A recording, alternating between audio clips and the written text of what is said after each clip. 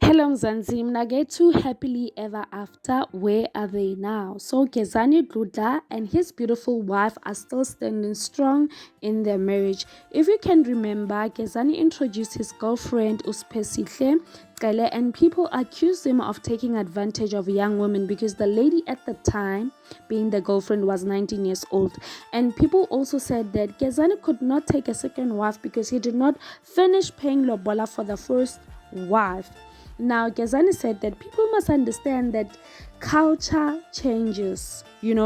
Spesihle is my wife and I paid lobola for her. Tabisile is my girlfriend. I might have cheated on my wife, but it was for a good cause. I did it for my late brother. Fast forward, the couple still remain unshaken. Gezani only posts pictures of himself, his beautiful wife, and their 3 sons. And of course, his work because he is a photographer, but no picture at all of the side chick. Till I see you again, please do not forget to like and subscribe to my channel for the latest Mukosi. Bye bye.